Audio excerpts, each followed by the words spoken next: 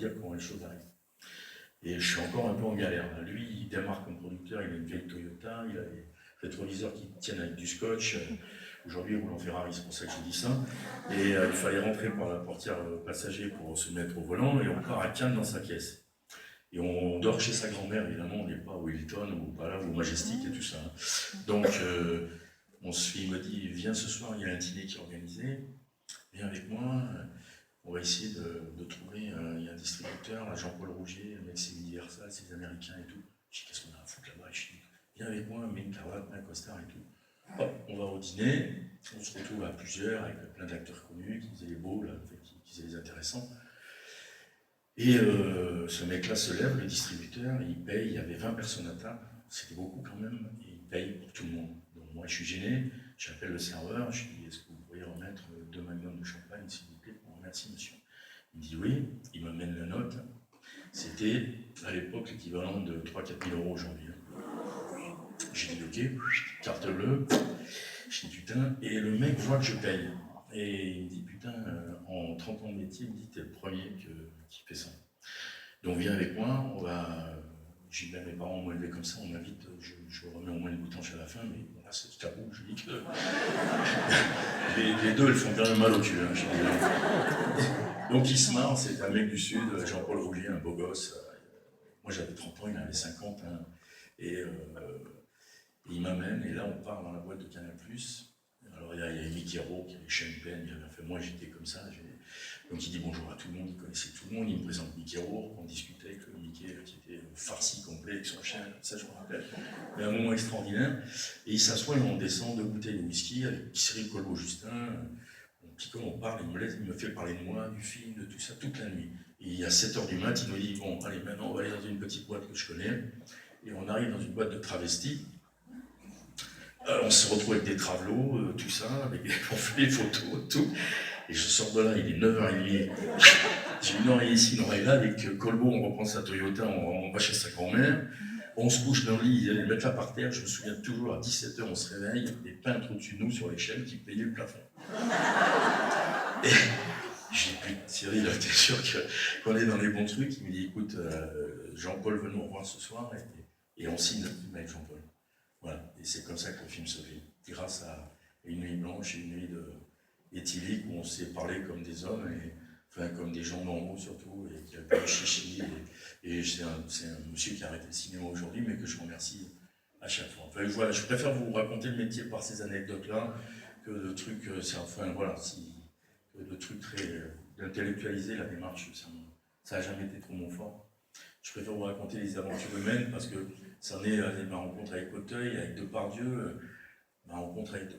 Après, je suis donc Gangster marche plutôt pas mal, il fait 300 000 entrées, et c'est une petite sortie, et le film n'avait pas coûté cher, donc les gens gagnent de l'argent. Donc, dès qu'ils gagnent de l'argent, vous devenez évidemment héros, hein, c'est pas. Donc, Gaumont m'appelle, il me dit on va signer 31 films. T'as une idée? Je dis j'ai 36 quai des Orfèvres, c'est l'histoire de mon pote l'oiseau, ça fait des années que j'ai envie de la traiter, donc je signe 36. Donc, je ne sais pas tous les détails, l'écriture, machin, tout ça. Et j'envoie pour vous dire comment les films se font, parce que moi c'est 36 qui a fait qu'après ma carrière a explosé, hein, donc enfin, elle est devenue plus intéressante. Et en tout cas, m'a assis dans ce milieu, quoi. Et donc j'envoie le scénario au départ à Vincent Lamy. Et Vincent lit, il me dit, c'était pour le méchant, pour le rôle de Klein. Et Vincent me dit, bon écoute, c'est bien, ton scénario est top, mais je veux faire l'autre, il me fait. Et je dis non, Vincent, tu peux faire le méchant, parce que moi je veux un beau gosse, playboy, je veux sortir la caricature du méchant qui a une sale gueule et tout. Il me dit non, je veux faire l'autre.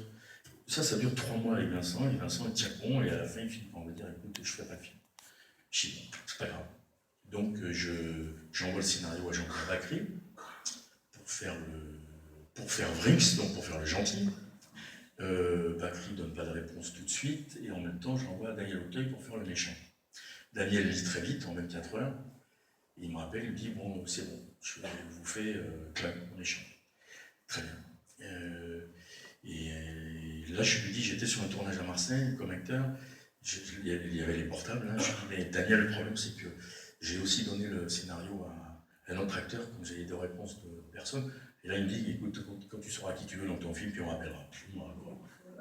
Oh putain, je retourne sur sur le plateau, j'ai dit putain les mecs ça démarre bien le truc là.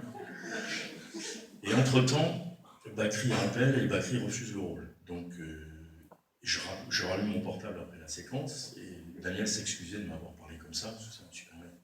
Pardon, je rappelle, écoutez, j'ai dit Daniel ça tombe bien, Bakri a refusé, donc c'est bon, vous choisissez qui vous voulez. Il me dit je vais faire Brinks.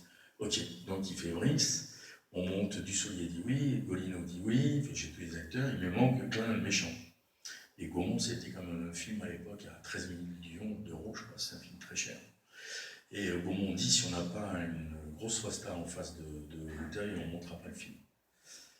Donc je leur dis, il reste qui? Il reste le gros. Et il dit, il reste le gros. Et je dis, qui lui en parle? Ben toi, ils disent. Et je connaissais la réputation, je dis, vous êtes sûr que moi me coltiner le gros en deuxième film, un film comme ça, j'ai dit, il faut que tu ailles lui parler. Donc on lui envoie le scénario, il lit très vite, il dit ok c'est bon, il me donne rendez-vous dans son restaurant, parce que c'est assez la rencontre est assez extraordinaire, hein, vous allez voir, vous allez comprendre. Et donc j'ai rendez-vous dans son resto, à 19h un soir, je pars en bécane, j'arrive évidemment à 18h15, 3 quarts d'heure avant. Et puis je rentre dans le resto, c'est un resto Fontaine-Gaillon, je ne sais pas s'il y en a qui y sont allés, c'est un resto très chic, avec maître d'hôtel, livré et tout ça. Et je vais voir le maître d'hôtel, je dis voilà, il dit Marshall, j'ai rendez-vous avec monsieur Depardieu, je suis en avance, je suis devant. Il dit pas de problème, je paye. 7h, 7h10, 15, 20, 30, 45, 8h, pas de nouvelles. J'appelle mon producteur, Colbeau, je lui dis écoute, il est fidèle à sa réputation, écoute, il n'est pas là, moi je me casse sur des pleines culs. Il dit non, putain Marshall, t'as intérêt à rester, si on va pas, on fait pas le film. Je dis ouais, bon, j'attends encore un petit peu. Je raccroche, ma mère m'appelle. Important. L'action du sud-ouest et tout, alors tu es où mon chéri et tout, alors tu fais quoi? Je dis je suis devant Depardieu, putain, je sais pas et tout, mais j'attends, et puis il est pas là, ça me fait chier. Il me dit va-t'en, c'est pas poli, elle me fait. J'ai dit t'as raison maman, j'ai dit bon après je raccroche, alors gonflé d'orgueil familial, je rentre dans le truc, et je fais au maître d'hôtel, bon, je dis je me casse, hein, je dis c'est bon. Et là le mec me fait en panique. Là je vois l'autre qui est de dos, une scène de film. Il est donc, à l'époque il faisait 90 kilos, il était encore sublime, il a les cheveux longs blonds, chemise en lin bleu, pantalon en lin blanc, pieds nus, et il est au bar, de dos, il fait « Oh, viens ma poule, approche !» Je dis « Alors, qu'est-ce que tu bois ?» Je dis « Comme vous, Gérard. » J'ai dit « Excuse-moi, les médicaments et tout, je me suis endormi. » Pas du tout, il avait fait une mise en scène pour voir comment je réagissais. Parce qu'il teste les gens. Donc il a vu que j'avais un peu ramené ma gueule, donc tout de suite il s'est dit bon lui ça va. Et là on a commencé à décaniller, je crois qu'on a pu boire 8 bouteilles en l'espace de 4 heures au bar. Entre-temps rentraient les clients, hein, donc il y avait des comtesses, alors il me dit oh, excuse-moi, il y a la comtesse de Bécou, il fait. Il partait, il allait lui faire le baise-main, il lui balançait 3 verres de Sénèque, le mari lui disait tu t'appelles comment Jean-Claude? Ah, t'as été de cocu toi Jean-Claude.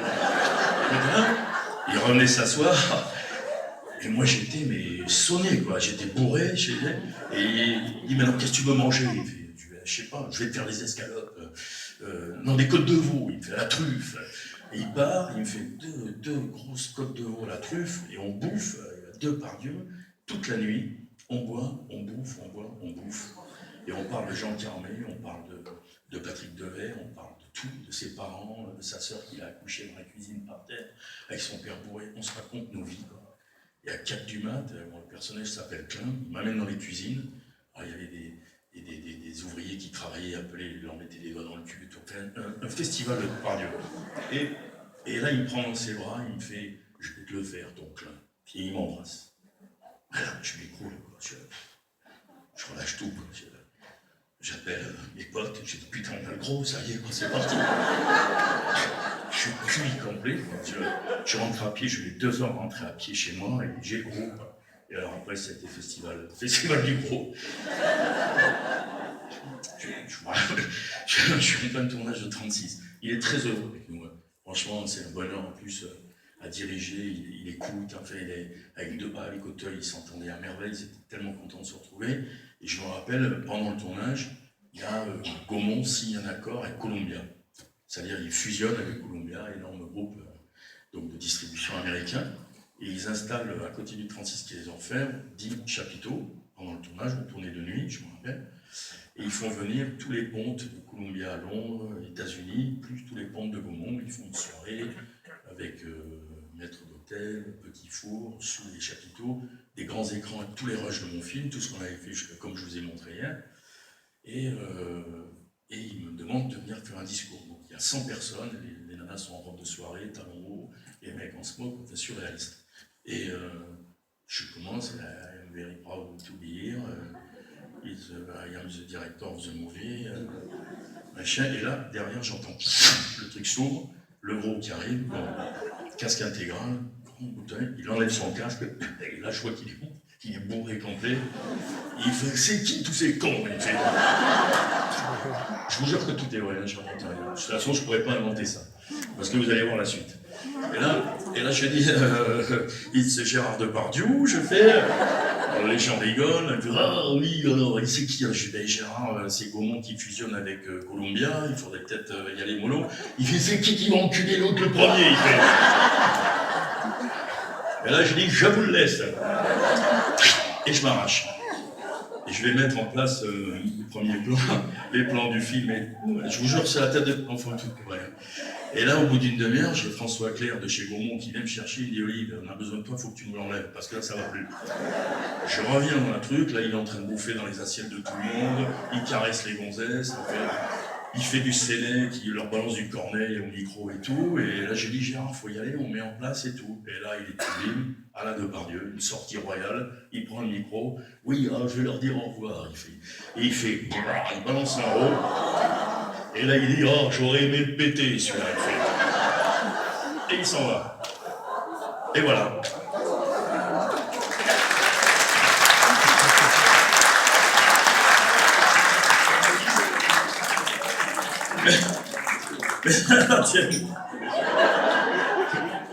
Mais c'est pour ça qu'on l'aime.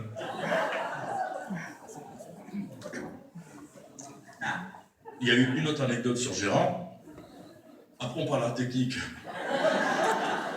Mais Gérard, c'est quand j'étais chanteur, donc il fait le film quand j'étais chanteur, juste derrière moi, où il est sublime maintenant.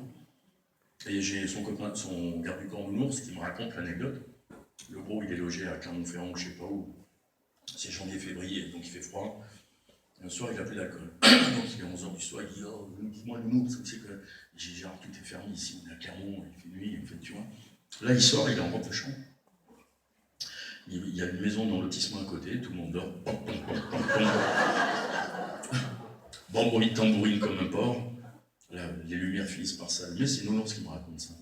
Et là, un petit rideau qui s'écarte, il y a une dame de 70 ans qui est en chemise de nuit, en vrac. Elle le voit, il fait comme ça, il lui dit, tu t'appelles comment? Il lui dit, elle lui répond, ben Maryse, ou je sais pas quoi. Et ouvre ta porte, Maryse. Alors elle ouvre, elle découvre le gros quand même dans sa cuisine. Il dit, t'es marié, Maryse? Il lui dit, ben oui, il dort mon mari. Va le réveiller, il fait. Elle va réveiller son mari, l'autre il arrive en pyjama, la tête en croix. Il t'appelle comment, toi? Jean-Claude, je sais pas quoi? Pareil. Oh, t'as une tête de coquille, toi, Jean-Claude. Il dit, t'as des œufs? Ben oui, va me chercher les œufs. T'as des bouteilles? Il va chercher les bouteilles. Il leur a fait une omelette géante, et il a passé la nuit entière avec eux, à bouffer des omelettes et à boire des coups. Donc ces gens-là, aujourd'hui, doivent dire, on a bouffé avec Depardieu dans la cuisine, on s'est couché assez tard. Personne ne les croit, je pense. Mais l'histoire est vraie. Et Gérard, c'est pour ça qu'on l'aime, parce qu'il est fou, mais c'est un vrai fou gentil. Voilà, je pense que c'est le plus bon acteur que j'ai eu à diriger. Il y a une scène que j'ai coupée dans 36 où il rentrait bourré chez lui, il y avait son petit garçon qui dormait pas. C'est une scène que j'ai eue avec ma fille, et un soir j'étais rentré après le théâtre. Elle était petite, elle lisait tard dans son lit. Je lui ai dit, chérie, il faut qu'elle pas à cette heure-ci. Elle doit avoir 6 ans. Elle me dit, papa, tu vas mourir un jour? Elle me dit comme ça. Je lui dis, tout le monde meurt un jour, chérie. Tu vois, ça arrive. Elle me dit, moi, si tu meurs, je lui dis, je voudrais mourir avec toi. Elle me fait, et moi, je lui avais répondu, je pense pas que maman sera d'accord. Et donc, j'écris cette séquence. Et le gros, il avait un petit garçon, donc il rentrait, et on commence avec le petit garçon, et le petit garçon est là depuis très tôt le matin. la scène était assez bouleversante et il était très fatigué, donc ce qu'on fait, c'est qu'on n'a pas le droit de tourner plus de 4 heures avec un enfant. C'est normal, parce que les enfants fatiguent très vite, et puis c'est pas un milieu non plus pour eux, à cet âge-là. Et donc on renvoie le gamin avec sa maman pour se coucher, parce qu'il est tard. Et on dit au gros, ça ne te dérange pas? Il dit non, il y avait un clown en peluche dans la chambre. Il fout le clown sur le truc, il fait tout le contre-champ avec le clown, avec la peluche. Tout le monde pleurait sur le plateau. Mais franchement, jamais vu ça. Il a fait, il n'avait aucun regard, rien, il a joué avec le clown en peluche et il était bouleversant. Donc c'est quand même un immense acteur, magnifique et surtout qui aime les gens, quoi, qui déteste le milieu du cinéma, c'est plutôt une qualité. Et voilà. Bon, après on va parler technique maintenant.